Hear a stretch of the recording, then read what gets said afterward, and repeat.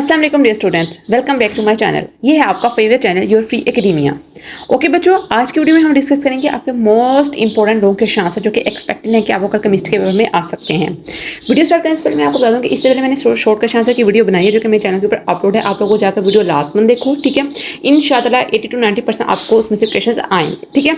और दूसरी बात, ये लॉन्ग क्वेश्चन के जो बारे में बताने लगी हूँ वो ये कि आपको पता है कि आपके लॉन्ग क्वेश्चन होते हैं दो पार्ट्स के ऊपर मुश्तमिल होते हैं। एक थ्योरी होता है और एक न्यूमेरिकल होता है, ठीक है। अब न्यूमेरिकल के लिए आपको बहुत सारे गेस प्रोवाइड किए जा रहे होंगे, ये वाला न्यूमेरिकल, ये वाला न्यूमेरिकल और ये वाला न्यूमेरिकल। तो बच्चों मैं आपको एक सीधी बात बताऊँ, न्यूमेरिकल्स आप लोगों ने सारे करने हैं। मैंने अपने गेस के अंदर भी आपको न्यूमेरिकल्स नहीं प्रोवाइड करने हैं क्योंकि न्यूमेरिकल्स जो है वो बहुत इंपॉर्टेंट है। वो आपको शॉर्ट में भी पूछ सकते हैं, वो आपको न्यूमेरिकल जो है वो उसके अंदर भी पूछ सकते हैं, एमसीक्यूज के अंदर भी, और लॉन्ग के अंदर भी आपको हो सकता है न्यूमेरिकल आ जाए। तो आप लोगों ने कोई चांस नहीं देना है। एटलीस्ट आप लोग एग्जाम्पल्स तो करके जाओ ना, अगर आप लोगों से जो एक्सरसाइज के न्यूमेरिकल्स हैं वो सोल्व नहीं हो रहे हैं, ठीक है। और जो आप लोग पेयर कर रहे हो मीन्स के देखो कौन से बहुत रेयरली बच्चे होंगे जो कि सारा की सारी बुक करके जा रहे होंगे, ठीक है। ज्यादातर बच्चे ऐसे ही होंगे जो क्या कर रहे हो, पेयरिंग के अकॉर्डिंग कर रहे होंगे। तो एटलीस्ट आप लोग जो पेयरिंग के अकॉर्डिंग चैप्टर तैयार कर रहे हो, सपोज जैसे चैप्टर में 1 कर रहे हो, चैप्टर में 4 कर रहे हो, ठीक है। मैं वैसे जनरली आपको बता रही हूँ।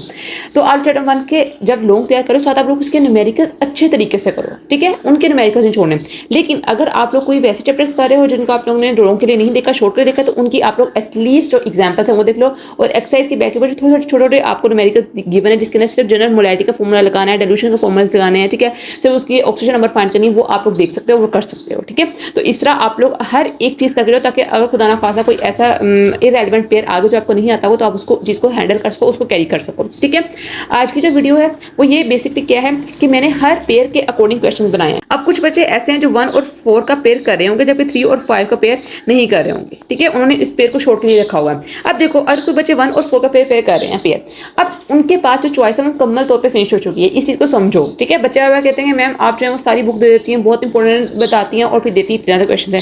क्योंकि बच्चों आप लोग चैप्टर में 1 और 4 कर रहे हो, आप लोगों की चॉइस जो है वो यहाँ पर फिनिश हो चुकी है। अगर आप लोग इसमें से भी आप लोग इंपॉर्टेंट क्वेश्चन करोगे, ये वाला क्वेश्चन छोड़ दोगे, ये वाला कर लोगे, तो फिर आप लोग बहुत खतरे में पड़ जाओगे, ठीक है। आप लोगों के लिए बहुत डिफिकल्ट होगा कि अगर खुदा खास कोई ऐसा क्वेश्चन आ गया जो आप लोगों ने छोड़ा होगा, फिर आप लोग क्या करोगे जब आप लोगों के पास कोई चॉइस ही नहीं होगी। तो आप लोग जो भी चैप्टर्स तैयार कर रहे हो वो आप लोग अच्छी तरह तैयार करो, ठीक है। उनमें से आप लोगों ने कोई एक क्वेश्चन नहीं छोड़ना, ठीक है। अब मैं सदा आपको बताती भी रहूंगी इस वीडियो के अंदर कि किस तरह आप लोगों ने अपने जो लॉन्ग क्वेश्चन हैं वो अटेम्प्ट करने हैं। तो बच्चों वीडियो को लास्ट में लाइक करें, सब्सक्राइब करें चैनल को और एक अच्छा सा कमेंट भी करें।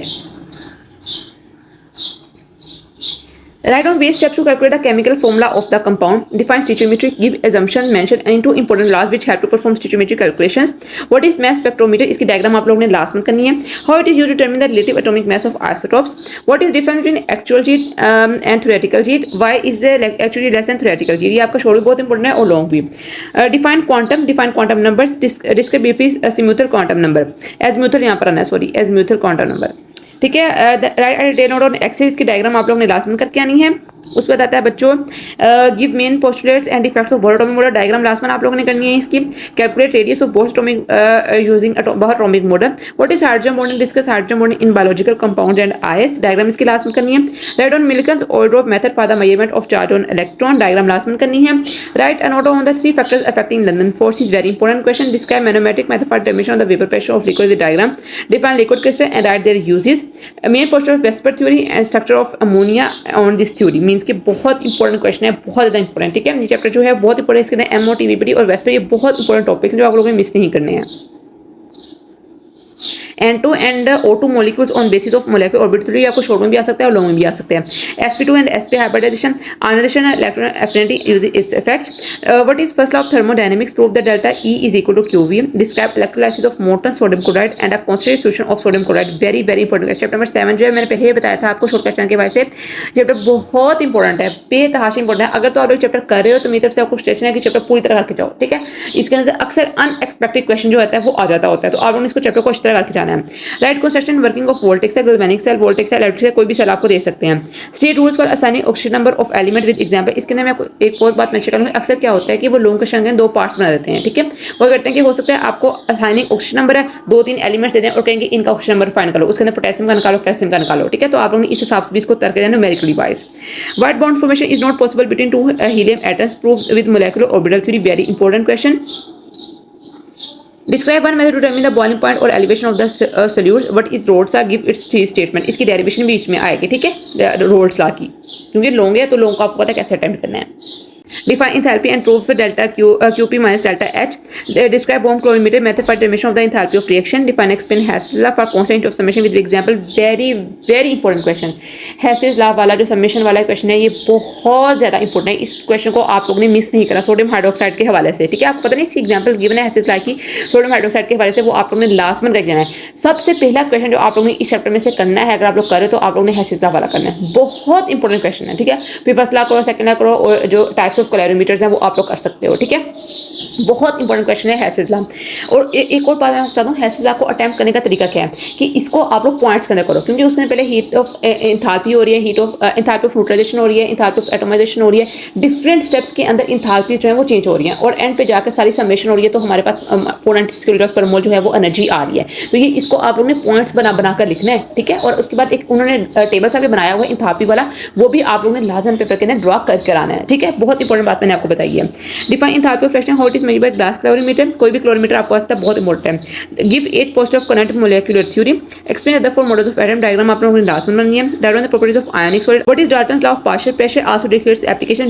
Very important question. इसके अंदर से अक्सर डाल्टन लॉ ऑफ प्रेशर का न्यूमेरिकल आ जाता होता है, ठीक है। आप लोगों ने इसको लास्ट में करके जाना है। बहुत इंपॉर्टेंट चैप्टर नंबर इसके न्यूमेरिकल्स हैं, ठीक है। सारे पार्शियल प्रेशर के बॉयस जाके 4 जाके तो बहुत ईजी है, वो तो आप लोग मतलब कि 10 मिनट लगा के भी आप लोग उसको एक नजर देखोगे तो आप लोगों का हो जाएगा, ठीक है।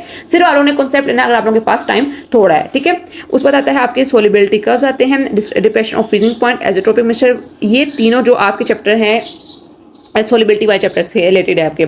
ये चैप्टर बहुत इंपॉर्टेंट है बच्चों, ठीक है। इसके न्यूमेरिकल्स सबसे इजी न्यूमेरिकल्स इसी चैप्टर के हैं।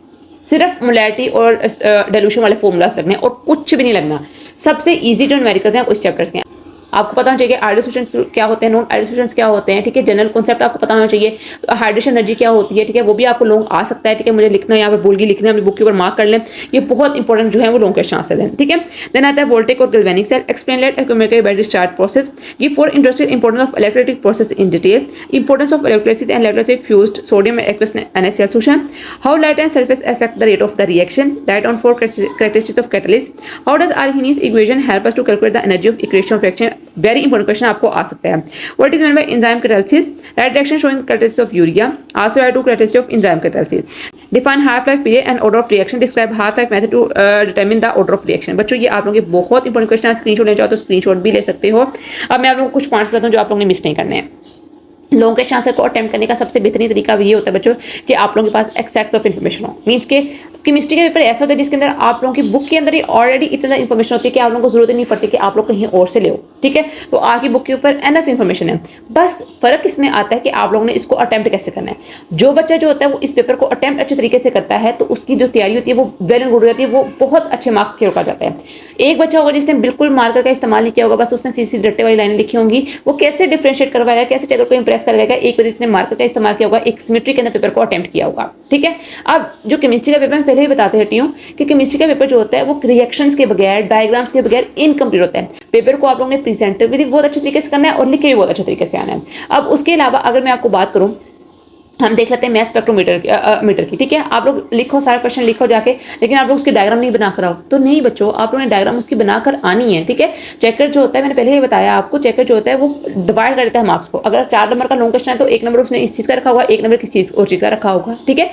आप लोग जो होते हो, आप लोगों का जो मेन फोकस होता है वो किस चीज़ के ऊपर होता है कि हम जो जितना हमें आता है ना, हम लोगों ने पेपर के ऊपर उतार के आना है, ठीक है। स्टार्ट ऑफ द पेपर से एंड ऑफ पेपर आप लोगों की स्पीड एक जैसी हो जाएगी। और केमिस्ट्री का पेपर प्रोबेबली जो होता है हमें लगता है बहुत ईजी है कि हाँ भाई ईजी पेपर आ जाएगा, नहीं, केमिस्ट्री का पेपर जो होता है वो अक्सर मुश्किल होता है बच्चों, ठीक है। तो आप लोगों ने अपने आप को, अपने विल पावर को स्ट्रॉन्ग करके जाना है, ठीक है। मैं आपको इन्फॉर्मेशन इसलिए प्रोवाइड करती हूँ क्योंकि जो चीज़ें हमने अपने ड्यूरिंग एकेडमिक ईयर फेस की थी वो आप लोग फेस मत करो, ठीक है। आई होप सो कि आप लोगों की तैयारी अब तक बहुत अच्छी हो चुकी होगी। इंशाल्लाह आगे भी आप लोगों की तैयारी बहुत अच्छी रहेगी। गेस्ट पेपर से करना चाहते हो गेस्ट पेपर तैयारी करो, जिस तरह करना चाहते हो, बट डू योर बेस्ट। इंशाल्लाह आप लोगों का पेपर बहुत बहुत अच्छा होगा। ये कुछ बातें मैं जो आप लोगों को बताई हैं ये आप लोगों ने अपने जहन में रखनी है। कोई रिएक्शन आ रहा है उसको इग्नोर नहीं करना, कोई डायग्राम आ रही है उसको इग्नोर नहीं करना, कोई टेबल आ रहा है उसको इग्नोर करना। अब देखिए कुछ टेबल्स ऐसे हैं आपकी बुक के अंदर जिसके अंदर उन्होंने क्या किया, वो डिटेल अननेसेसरी दी हुई है, या फिर समझ लो बहुत ज़्यादा डिटेल्स दी हुई हैं, वो अभी आपके लिए यूजफुल नहीं होगी। वो एमडी कहते हैं उसको उस चीज़ों को रखो। जैसे आपको पता है कि आपके कुछ टेबल्स हैं एसिड बेसिस बफर ऑयल्स के अंदर, ठीक है। उसके अंदर क्या होता है, काफ़ी टेबल्स हैं जिसके उन्होंने डिफरेंट तरह के जो आपके सल्यूट्स हैं, सोल्यूशन हैं, उनकी उन्होंने पीएच दी हुई है, ठीक है। तो आप लोग एक दो खास करो जो कि 5 पेपर्स के अंदर आए हुए हैं। लाइम की आई होगी, ठीक है, उसके बाद अपना योगर्ट की आई होगी, ये जो इंपॉर्टेंट है, ठीक है। इनकी पूरा टेबल याद करने की जरूरत नहीं है। हमेशा पेपर को स्मार्ट वर्क से तैयार करो। मीन्स जैसे मैंने आपको कल की वीडियो में बताया था कि स्मार्ट सिलेबस के अकॉर्डिंग आप लोग अपनी तैयारी करो, ठीक है। एमडी कैट आएगा उसमें देखा जाएगा, ठीक है। आप लोग उसमें तैयारी कर लो। अब भी अगर आप लोगों के पास टाइम थोड़ा है, अब देखो आपके पास सिर्फ 2 छुट्टियां थी, ठीक है। आप लोगों ने अगर पहले से तैयारी की होगी that would be very good, अच्छी बात है। आप लोगों ने पहले से अपने आप को प्रिपेयर करके हमें पेपर में सिर्फ रिवाइज करना है। और अगर आप लोगों की तैयारी नहीं है तो फिर आप लोग स्मार्ट सिलेबस की तरफ जाओ, ठीक है। That would be beneficial for you, ठीक है। आप लोग 85 चलो नहीं ले सकते तो एटलीस्ट 75 नंबर तो ले सकोगे ना, तो आप लोगों के लिए काफ़ी होंगे नंबर, ठीक है। इरिस्पेक्टिव कि आप लोग फिर 40s में जाओगे, 50s में जाओ, ठीक है। तो आप लोग अपनी चीज़ों को समझने की कोशिश करो और रिश्ता तैयार करो। आज तो इतना ही, कल मिलते हैं एक नई अच्छी एक्साइटिंग वीडियो से। तब तक के लिए फी अमानिल्लाह।